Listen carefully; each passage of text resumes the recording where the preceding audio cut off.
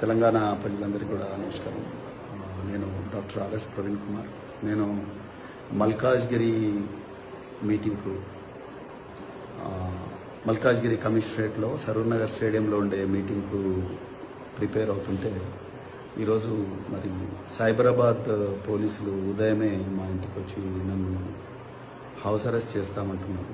నిజంగా నాకైతే ఆశ్చర్యంగా ఉంది. గౌరవ తెలంగాణ హైకోర్టు, అదేవిధంగా గౌరవ మల్కాజ్గిరి పోలీస్ కమిషనర్ శ్రీమతి సుమతి గారు వీళ్ళందరూ ఇన్ రైటింగ్ పర్మిషన్ ఇచ్చిన తర్వాత కూడా మాలాంటి నాయకులను వీళ్ళందరినీ కూడా పోలీసులు అరెస్ట్ చేసి గృహ నిర్బంధంలో ఉంచి ఆ మీటింగ్కు పోకూడదని ఇన్ని కుట్రలు చేస్తున్నారంటే ఇంకా తెలంగాణలో రాజ్యాంగం ఇచ్చిన జీవించే హక్కు కానీ లేకపోతే స్వేచ్ఛగా తిరిగే హక్కు article 19 clause 1 clause A clause B ఈ విధంగా రాజ్యాంగం నుంచి సంక్రమించిన హక్కులకు కూడా మరి ఏమాత్రం కూడా రక్షణ లేకుండా పోయింది.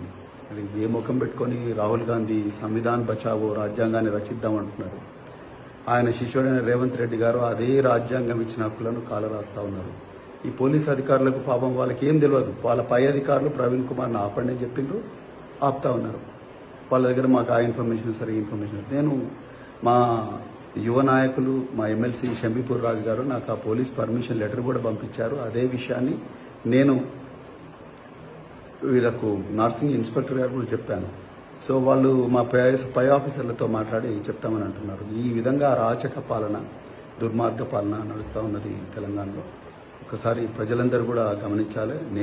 నన్ను మా సరూర్ నగర్లో మా వర్కింగ్ ప్రెసిడెంట్ కేటీఆర్ గారు ఏ మీటింగ్కి అయితే వస్తున్నారు ముఖ్య అతిథిగా, ఆ మీటింగ్కు నన్ను పోనివ్వకపోతే మాత్రం నేను ఆమరణ నిరాహార దీక్ష చేస్తా ఇంట్లోనే కూర్చొని.